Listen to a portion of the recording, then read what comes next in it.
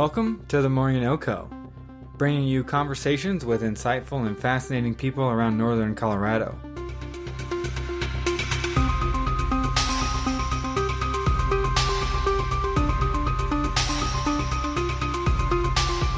I am your host, Ivan Wayne.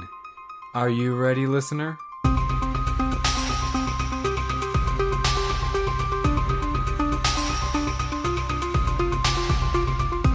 Today's guests are all part of a local music group that think writing music and playing shows isn't their only role in our NoCo community. Amy and the Peace Pipes is the group featured on today's episode, and their sincere approach as a band is refreshing and inspiring. We'll start and end the episode with clips of their music. Here's a sample of one of their songs, Chad's Happy Song. And I know one thing. We're all gonna die. Sits with me, I can't take anything. I'm gonna choose to die happy. Sits with me, I can't take anything. I'm gonna choose to die happy. Choose to die happy. Choose to die happy.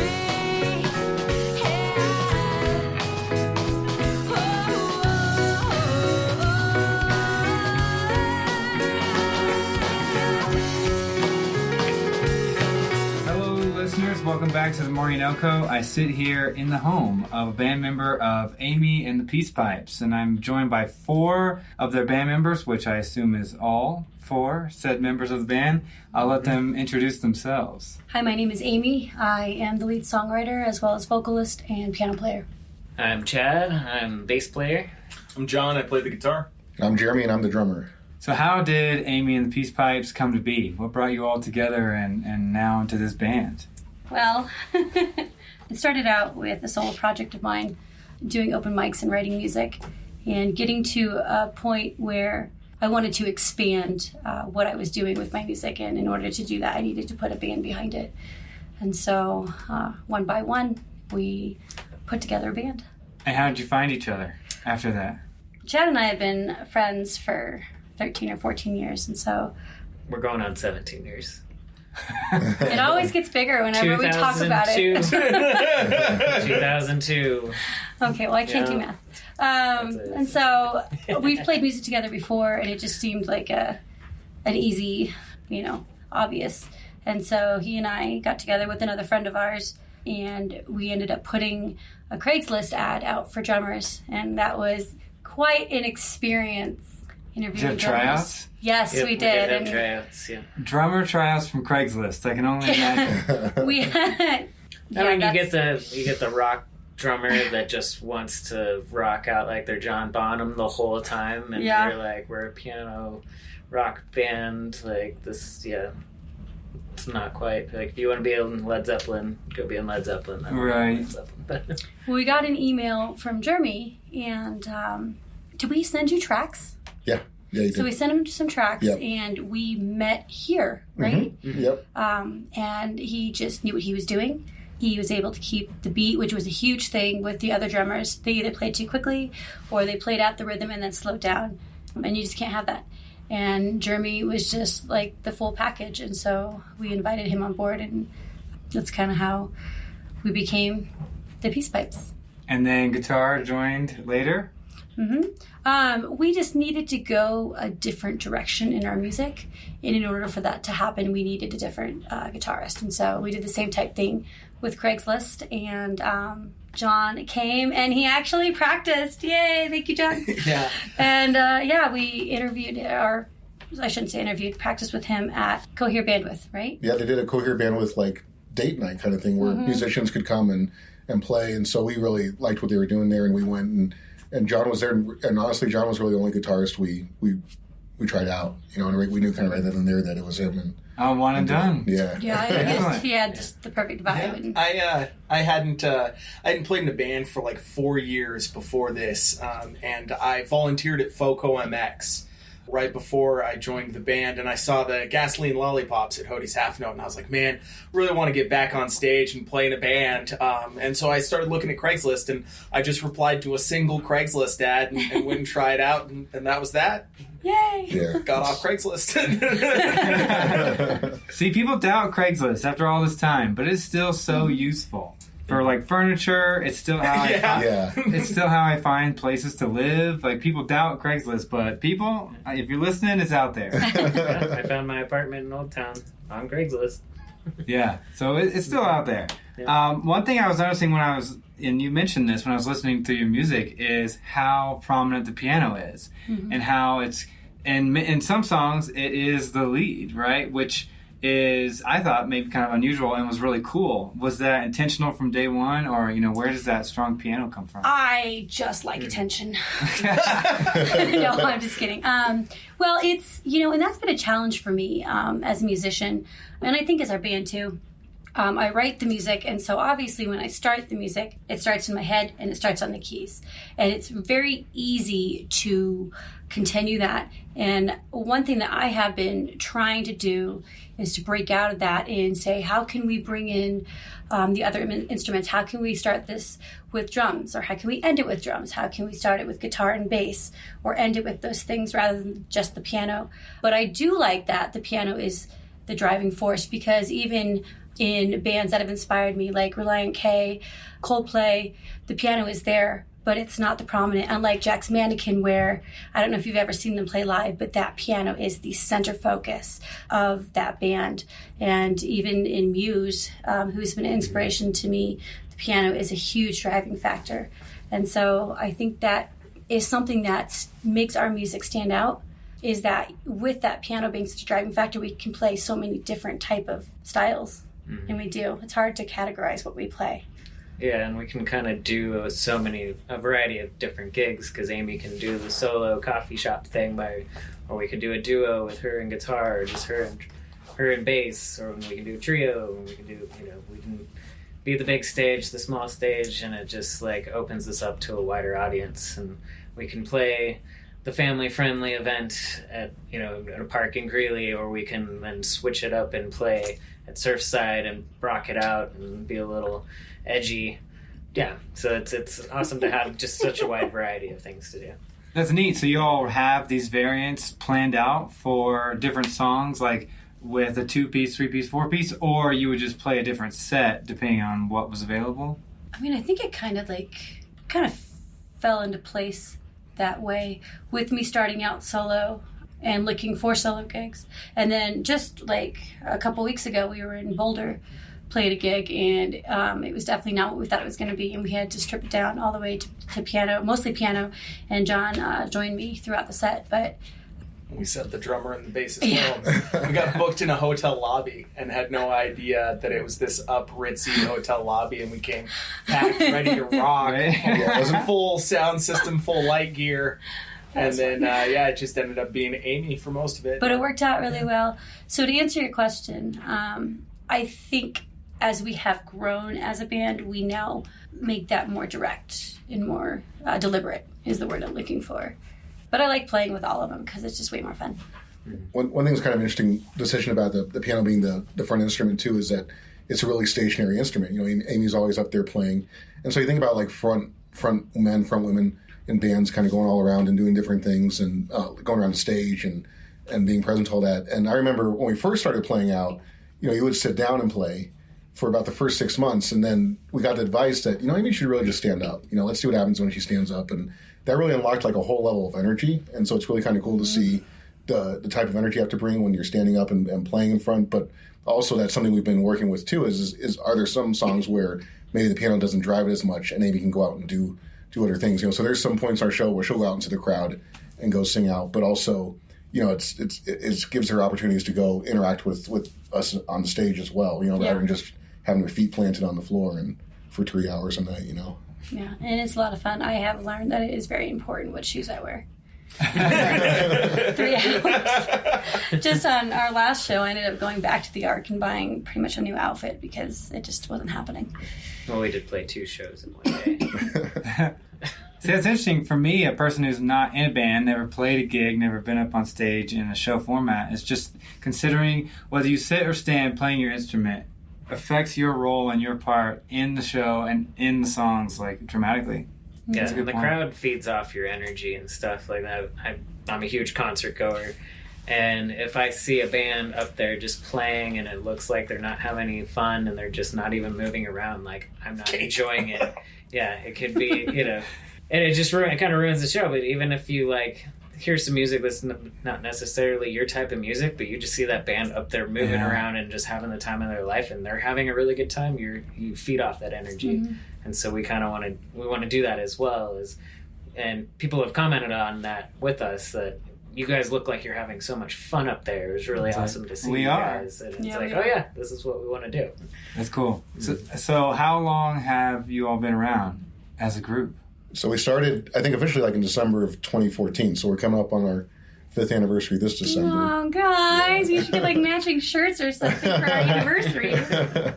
That's I awesome. forget what year 5 is, but yeah. That's I neat. think I joined the band June of 2016, or June of 2016 was our first show. My first show with the band. So I'm coming up on 3 years. Very cool. And then your all's first album came out back in, what, 2017?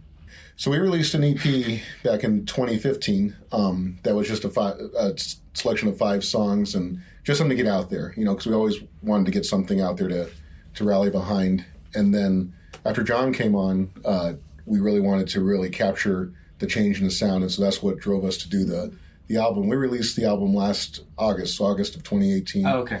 And that was a lot of work. I mean, we self-produced it. John really did a lot of heavy lifting, doing a lot of the recording, setting everything up, and really acted as a producer as well for that album. And we just realized, how long did it take? Probably from when we started recording, almost A little over a year. yeah, A year. yeah. Wow. So it was a big process, and one of the lessons we've learned from that is that it's great to record and put stuff out there, but the industry today really wants a consistent churn of things coming out, and so that's actually why we're changing our approach a little bit and doing some more singles, and we'll probably do an album at some point on, but right now we're kind of rallying around singles and trying to kind of trickle things out to kind of keep the conversation going a little bit. Okay. Yeah, before we started recording, you all mentioned that you were kind of in the process of changing as a group since you started, and maybe what that's looked like since album 1 versus today. So besides that, what other changes are you all walking through here? Well, I'll just speak for me personally. One change that has happened for me is my level of expectations. When we first started and started gaining a lot of momentum, it was really easy to play like the Surfside and the Artery and the other venues like that. But we really grew to see that our fan base aren't in high school and they're not really college students either. Our fan base are home tucking their kids in as well, or getting up for their 7:30 job.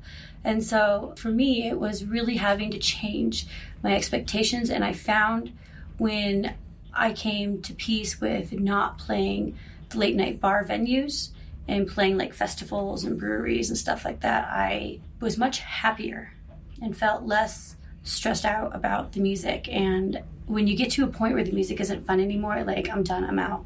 Because it's just, it's work. And while this is a job, this isn't my job.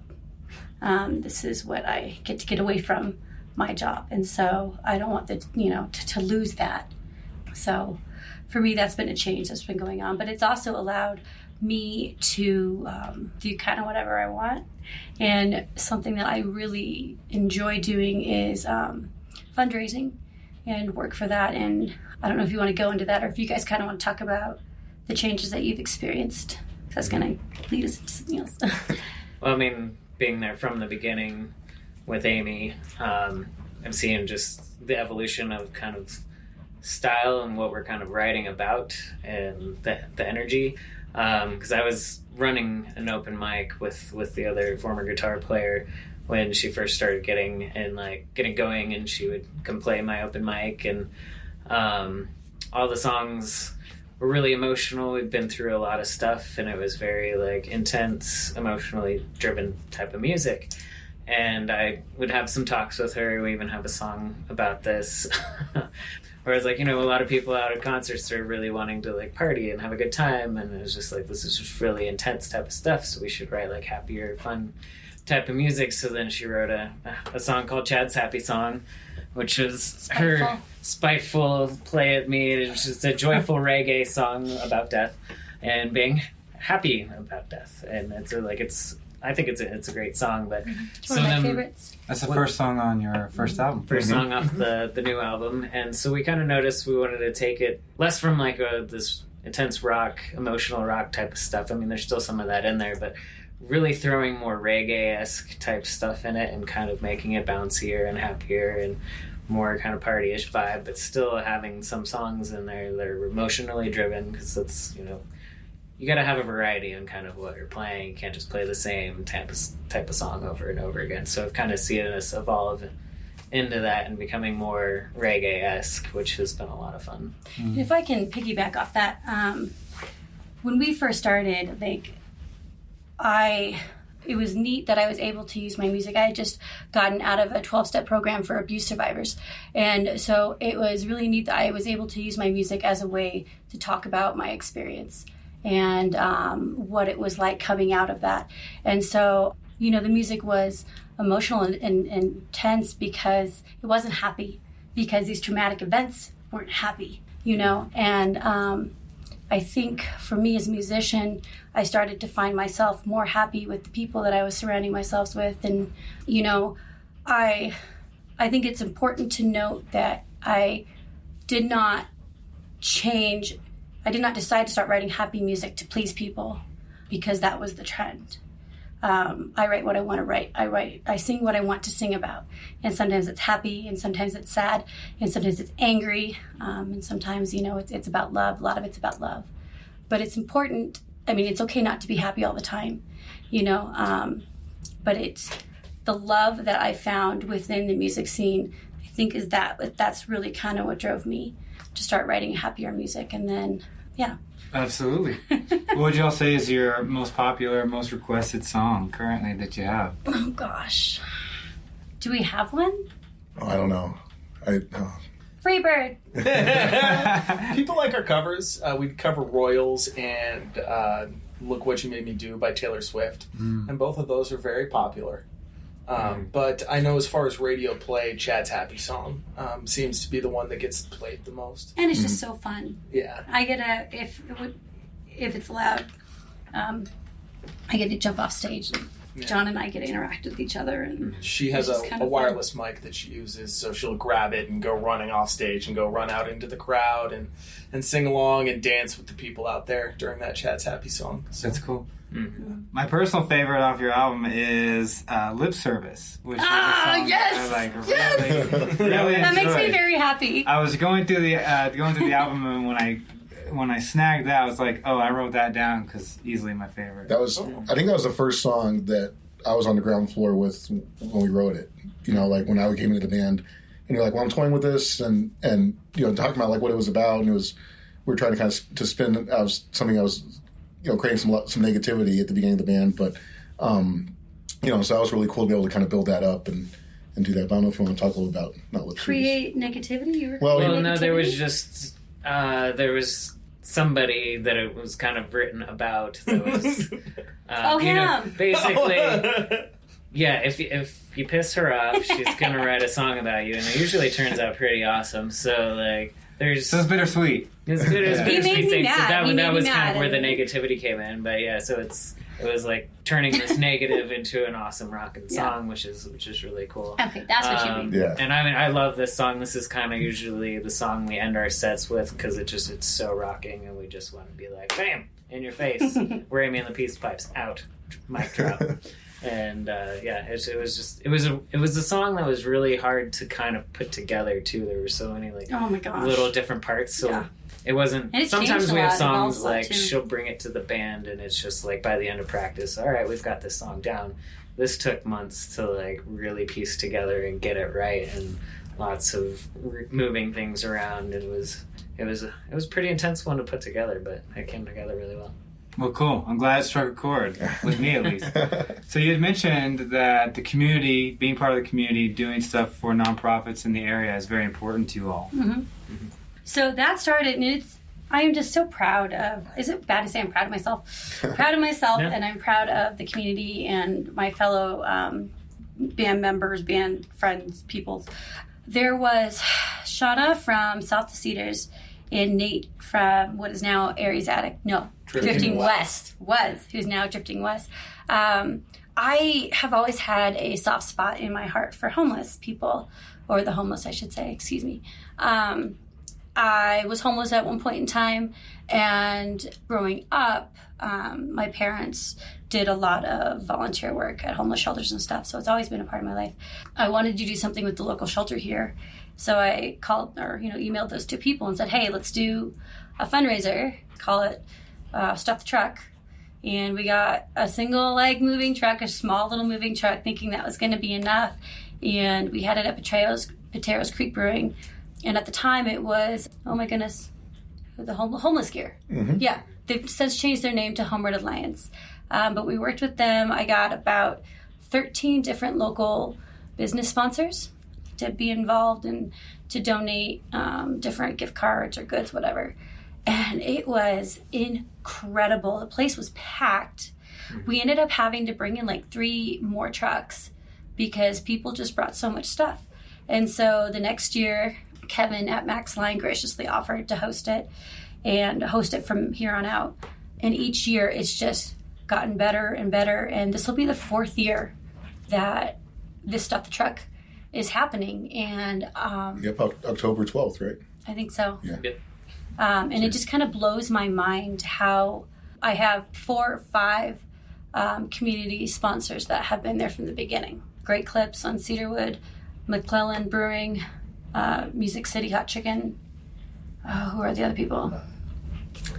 You guys have no idea. Oh, you didn't have Jazzercise at the beginning. Jazzercise, yeah. Jazzercise, yeah. And then there's, I don't remember this one more or not, but I think it's pretty cool, though, to be able to see, I think the community, especially in Northern Colorado, that's part of the culture is a fondness of beer, affinity of craft brewing and affinity for music. And so it's fantastic when you combine the two, what people are willing to come do and really support. And it's been really awesome to be able to see us partner with bands year after year and do events like this. And then that's opened us up to do things with some other places too. So, it's just nice to be able to give our gifts back to the community and provide music. And I don't know if you want to talk about the event we did just last weekend.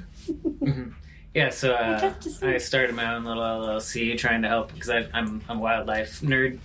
And I wanted to help environmental organizations and wildlife organizations, nonprofits, help with fundraising because as I've learning throughout my own schooling is like there's all these people wanting to do all this awesome work for wildlife and the environment, but there's never enough money.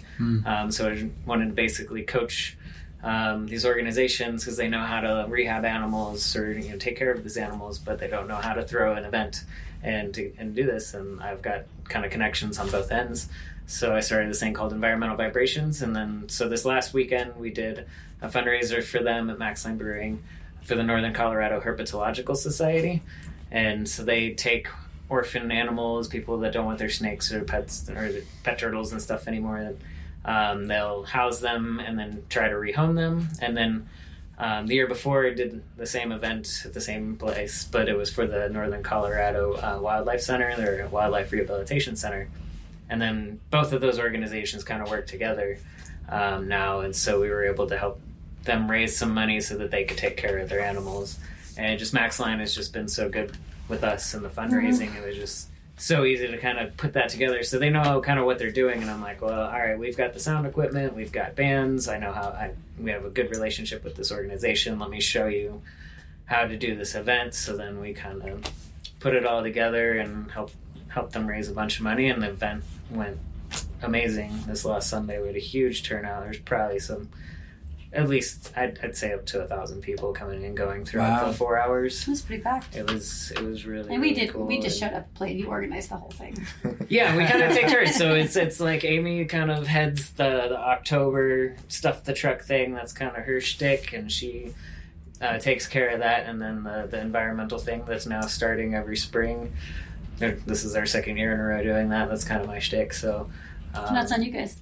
Nah, I think too. I'm the kidding, sound I'm kidding. equipment. Yeah. What was kind of cool with like bringing these two on is everybody kind of has their own little sets of skills that we bring to the band. We're like We take fall little apart without section- Jeremy? Yeah, so like We do. Amy's- We always do. We fall Amy's apart. got the you know the songwriting skills and the keys and the voice, and she's got that down. And then John, you know, we pulled in this guitar player who just so happens to have all the sound equipment and all this experience, like running sound and recording. And then, I mean, we got Jeremy coming on here, and he's like the internet guru and putting up the website and social media, and just like, so there's more to the business. A big business, like being in a band, is not just playing music. You have to have all these other facets. I think the thing you realize is that, you know, in the industry, like, if you're lucky, the music is maybe a third of what it takes to be successful. You know, it's a lot of promotion, it's a lot of networking. You know, I think that's where Chad really helps out is, you know, Chad's really active throughout the scene and interacting with a lot of different bands and has a good context with that. And so, I'm yeah. the social butterfly. Yeah. Well, yeah, we just talked about it on a recent episode with the crews making Small Town Remedies, which is a feature film coming out of Loveland. And they'll be doing some filming in Fort Collins as well. But, you know, they don't have 1,000-person film crew to do all the tiny little things that what might be seen on like a Hollywood set, right? And the same for you all. You don't have a bunch of groupies to do things, so it ends up being everyone has to be a jack of all trades in some way because things have to be done, and it will be done by one of you, which is it's a good thing in itself because it makes you all better, well-rounded as individuals, even though it may be exhausting to do 100 things before the show, play the music that you're all passionate about, and do 100 things after the show. But it makes you all like very rooted in this band and the community. Yeah, it's easy sometimes, you know, especially between shows, to get really caught up in all that overhead and all that stuff you have to do, and it can get really agonizing, I would say. But when we get up on stage, I don't know about you guys, but it just makes it all worth it to be able to Oh, yeah. to have that moment, create those 100%. things, and it really reminds you why you're doing that. But I would also say, like, the whole scene here in Northern Colorado is very supportive of other bands, and I think that's one thing we've seen is we've really been able to make connections with other band members who are in the same boat, and really sharing our resources. You know, people. You know, I think a misconception is that bands are competing against each other, and it's like, no, we're competing against people who want to watch sports or people who want to, you know, go somewhere Right. else or go bowling or go do whatever. Like we're all in the same boat, you know, making music and trying to share culture with the town, and so we all share ideas. I think that's one thing that's been really helpful is there's some really good bands that do things really well, and they're not afraid to tell you how they do it and what they use and what their tools are, and likewise, you know, there's some other bands we're connecting with that said. That want to do things like, hey, let's all get together and let's take a bunch of promo photos together. We'll take promo photos of each other's bands and kind of set all that up. And so that's like an event that they're talking about doing and doing all these other things, like all these things that people don't think about that people might not be good at, but trying to kind of band your resources together to do that. Yeah, you make an excellent point about you're not competing against other bands. You're competing against other interests, people who don't listen to music or who aren't listening to music as much. Yeah, that has been if you're a constant listener out there of the More You NoCo, you're rolling your eyes at this point because so many freaking episodes have said the same thing. And you just see this bleed over from industry to industry that people are tired of feeling like competing is the only way to go up. It's not the case, you know. A rising tide raises all ships or whatever. It's been said so many times on the show, but it's true. And it's just, it's neat to see everyone say it from engineers to bands like yourself. Yeah, Yeah. that's cool. Yeah, well, we are in the right town, or the right city for this. We actually got the mayor dedicated the whole month of April to local music. It's like local musician month. Oh, I saw right? that. That just Yeah. happened this year. We're in the perfect place for a musician community. A buddy of mine who was here in a band, and he ended up getting a dream job and moving to Oregon. And the town he's in, he just like it's so different. And there's no music. The music scene is almost non-existent there, and he's missing it quite a bit. So we're pretty lucky here in Northern Colorado. Yes, we are. That's part of this podcast and what makes it possible is bands, community, and people like yourselves. So if listeners are curious, they want to connect with Amy and the Peace Pipes, where can we send them to find your music or your online presence or upcoming shows? Take it away, Jeremy. Well, so it's all at amyandthepeacepipes.com. So all spelled out. But that's our website, and it'll take you to it'll give our list of dates on our shows. We have videos out there, all the Spotify links, everywhere you need to go in terms of getting more information on us. But we're also on Facebook or Instagram or Twitter, so if that's where you hang out, feel free to check us out there too. And what about show schedule people can find if they want to see you in person? So we have an awesome one coming up at we actually have two this summer that we're kind of rallying around. One is going to be at Avogadro's Number on Sunday, July 7th. Or no, I'm sorry, Saturday, July 6th. And that's Avogadro's Number. We're playing with Brian Collins, and I think we have another guest that's playing as well. And then we actually are also playing in Old Town Square. August 16th. You're right, August 16th. So it's the Ben and Jerry's. It's like Friday afternoon club. They're putting that on, and we got selected to play for that. So we'll be on Old Town Square playing there on Friday, August 16th. Awesome. Well, thank you so much for your time. Thank you. Thank you. Thank you for having us. Yeah. Okay. I appreciate it. As we end the episode, here's another sample of Amy and the Peace Pipes. This song is called Lip Service. Dying to know how your hands are clean at the end of the show. I don't want to fight you anymore. It's over, you've gone and you locked the door. So you will kindly understand when I easily dismiss. Oh, yeah, I don't want to fight you anymore. It's over, you've gone and you locked the door. So you will kindly understand when I easily dismiss your lip service.